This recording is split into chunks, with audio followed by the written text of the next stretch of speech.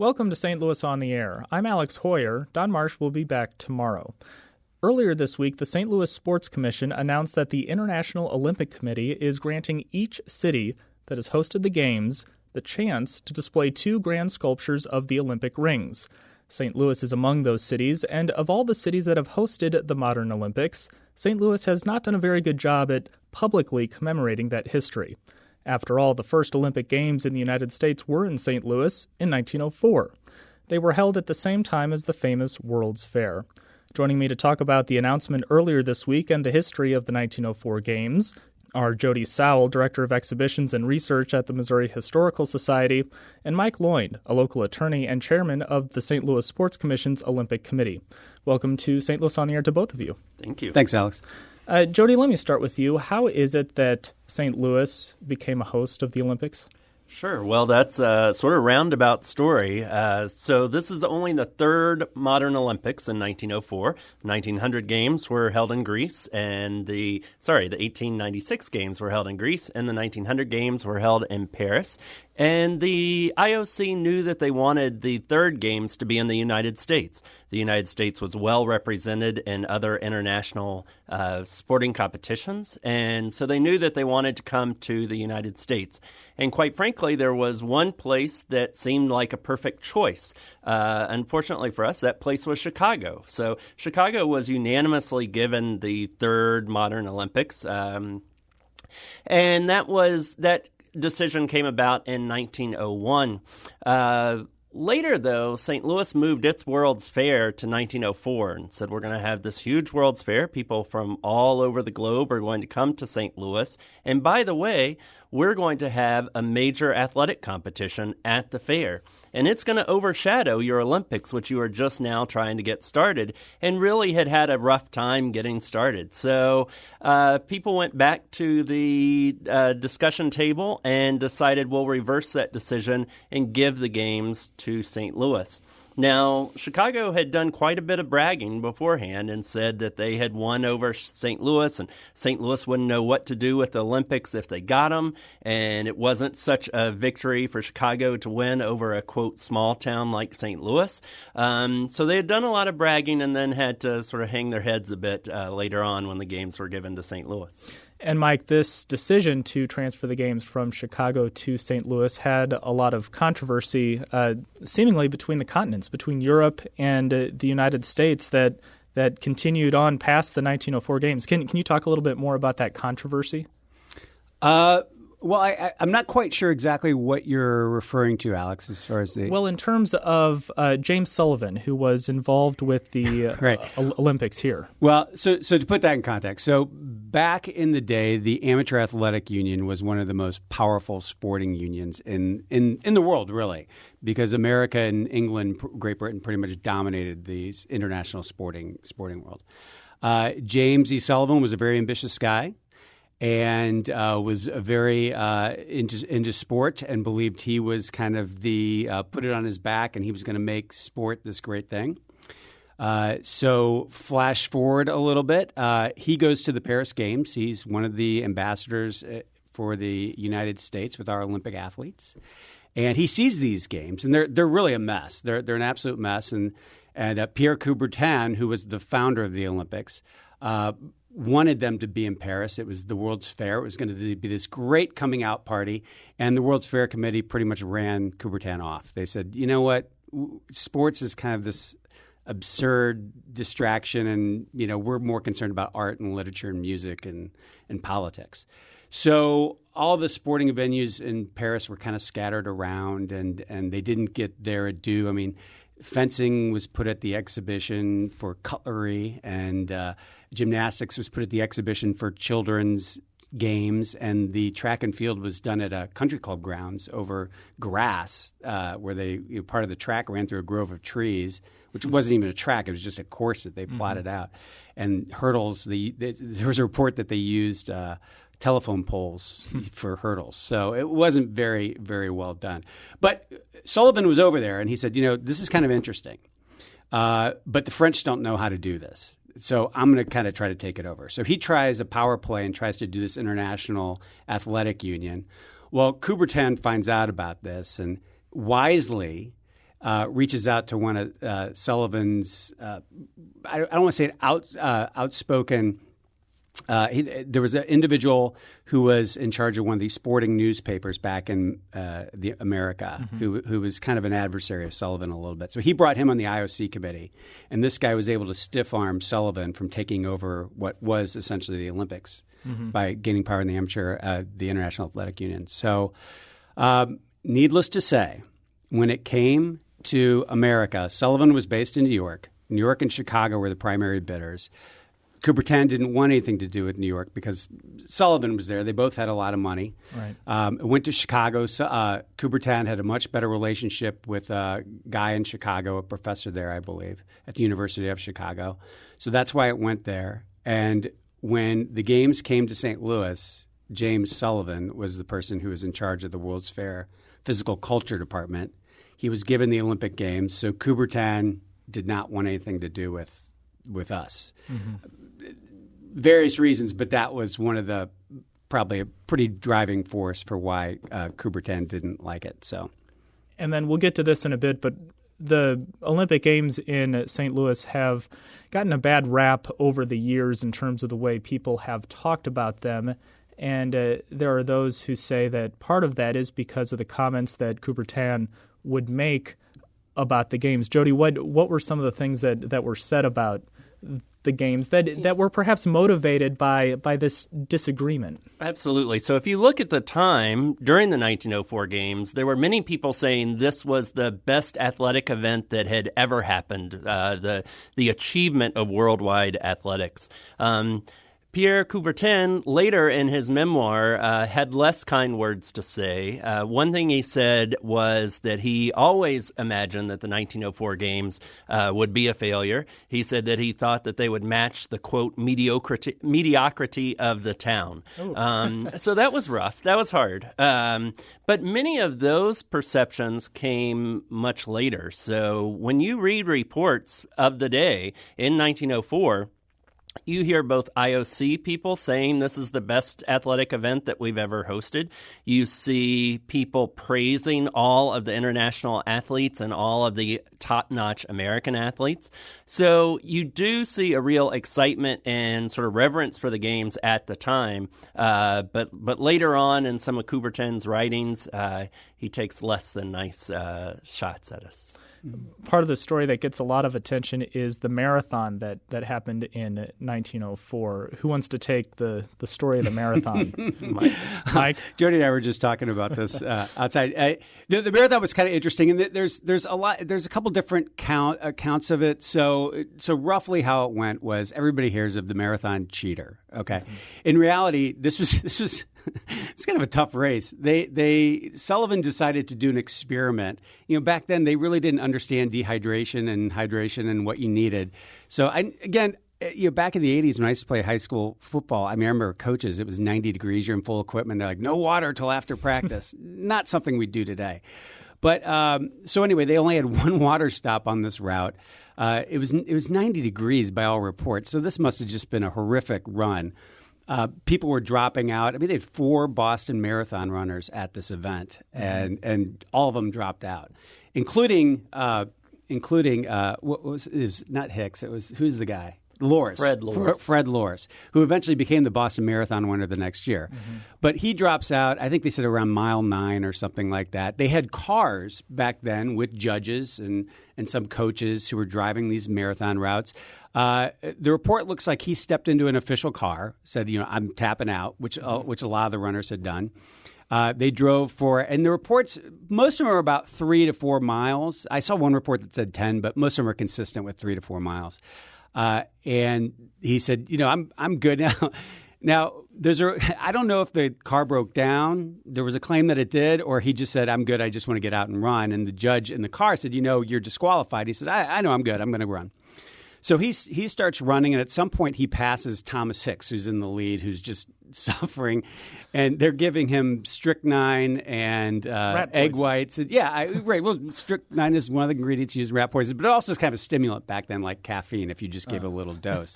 So, I wish they had Gatorade back then. That probably would have been a better idea. But rather than give him water, that's what they gave him. And back then this stuff wasn't illegal, so they could do it. But so Hicks runs by him, and Loris runs by Hicks, and Hicks is just, oh my God, I'm dying, and this guy just ran past me. But the judge is like, no, this guy's disqualified. You keep going. So eventually Loris gets to the stadium and decides to run in, and obviously everybody goes nuts because they think he's the winner, and he goes around the track and runs across the finish line. And this is where it gets kind of interesting. In the authorized Olympic Games history, it says that he got in, Alice Roosevelt gave him a laurel around his head and was about to put a medal on him, and then they said, wait a second, this guy got a ride. That didn't happen. So, and that's part of Coubertin's doing too. That didn't happen. Alice Roosevelt wasn't even there that day. Supposedly he crossed the finish line. He was exhausted. People said that Loris was kind of a joker. Sullivan wasn't amused by this, so he banned him for life, but then changed it a couple months later because he would later go on to win the Boston Marathon. Yeah. So the story, Loris said, "Hey, look, I was just delirious. I was joking around. I was joking. I was delirious. I was caught up, and he never ever claimed to have won the race. He never got a photo. He never got a medal around him or anything like that. That was all kind of false history that went on. But anyway, Hicks did win the race and probably just about dead when he arrived. And that's the story of the marathon. So the cheating story is the one that sticks out the most. But there are other interesting parts of the marathon. It's one of the most interesting events at the 1904 Games. One, it was one of the most internationally represented. So in a Games that didn't have as many international athletes as we're used to, the marathon had more of those athletes than most of the other sports. It was also well attended. So some of these events at the 1904 Games are not very well attended. You look at photos and you see many empty seats. You had newspaper reporters begging St. Louisans to come see these events because world records were happening, Olympic records were happening. But the marathon was well attended. It also has a fascinating story about a guy from Cuba. His name was Felix Carbajal. He did running demonstrations across Cuba to raise money to come to the United States for the 1904 Games. Unfortunately, his first stop was in New Orleans. In New Orleans, he proceeded to gamble all of his money away. So he came to St. Louis just with the clothes on his back and the hat on his head. But he decided to go ahead and run in his long pants and hat. And he actually came in fourth place, which is not bad for being in your street clothes. The other interesting aspect, the marathon, this could have been the last time that the marathon was held in the Olympics because James Sullivan, the director of the Games, held a conference afterwards to say maybe we should never have a marathon again because it is, quote, man-killing in effect. He thought this was just too strenuous on athletes. It would have helped if they had more water stops and less strychnine, but he thought it was such a horrible event that maybe we should end it and never have it in another Olympics.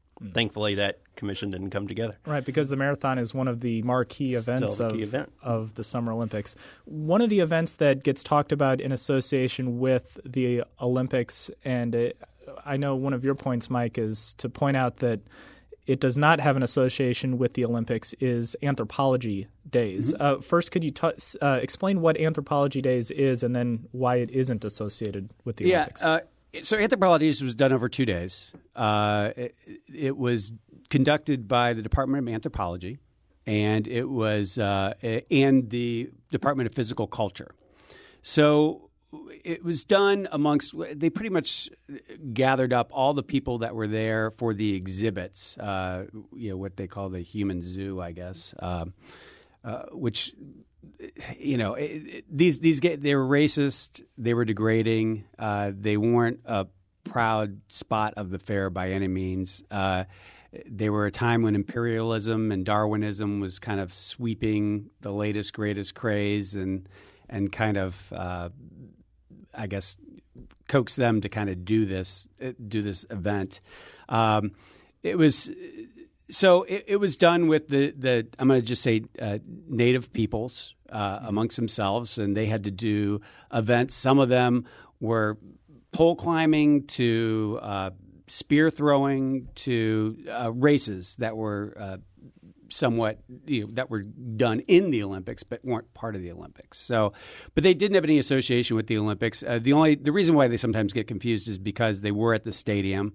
They were a program of the sporting events at the World's Fair. The Olympics were a program in the sporting events at the World's Fair.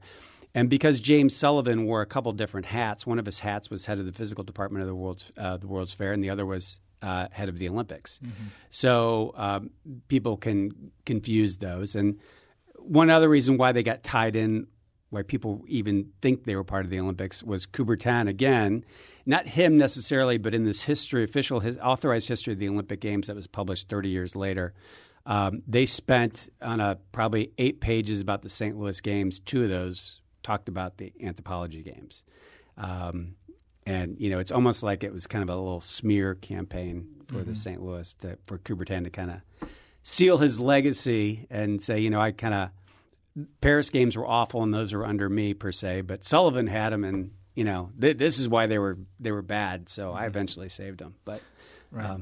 Well, before we talk about the way that your group is trying to commemorate those 1904 games, I want to get to some of the things that the Olympics in 1904 in St. Louis are known as firsts in. Yeah, so very important. The anthropology games and sort of the association with those games, even though they weren't an official part of the Olympics, is certainly a dark moment, something that gets brought up in the criticism of the 1904 games.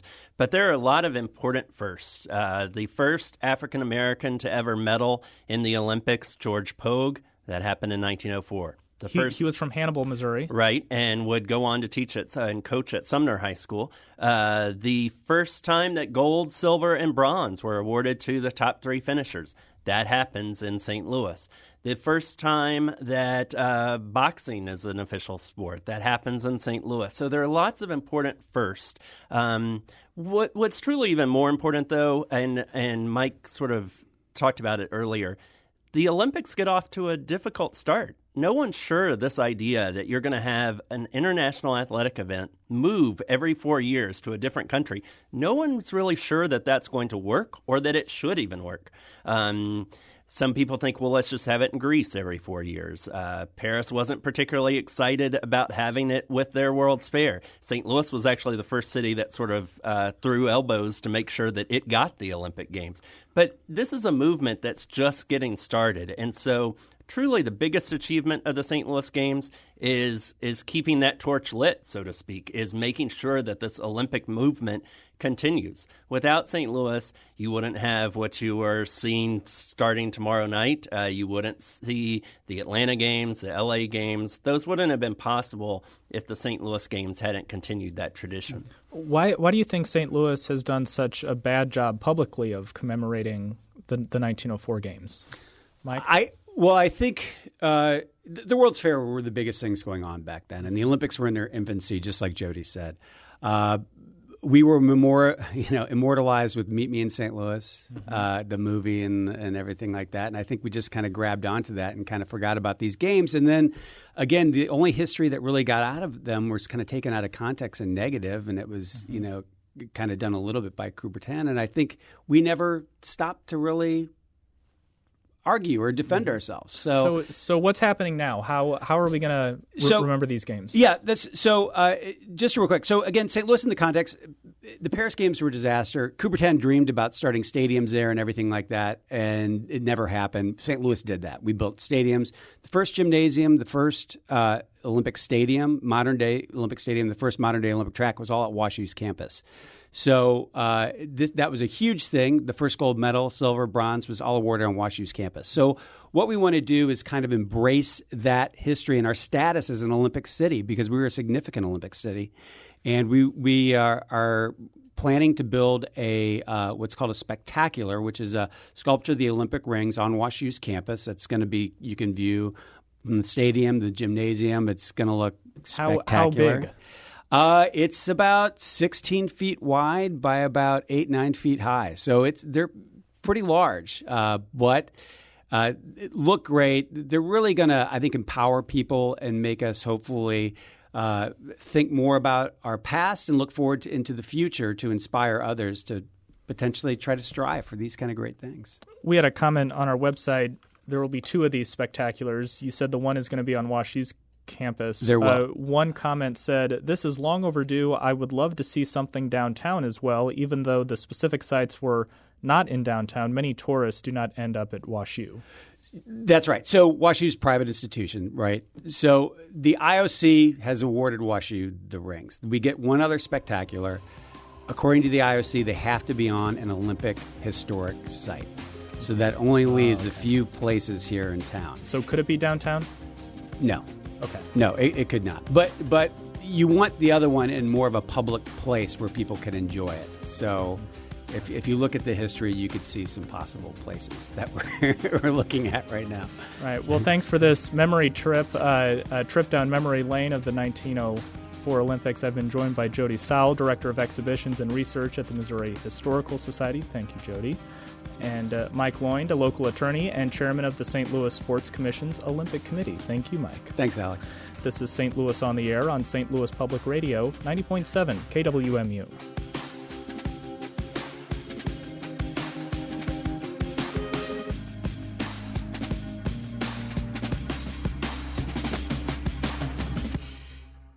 Support comes from the Missouri Forest Products Association, committed to conservation and careful management of the state's forests to make them more resilient and better habitats for wildlife. ChooseWood.com.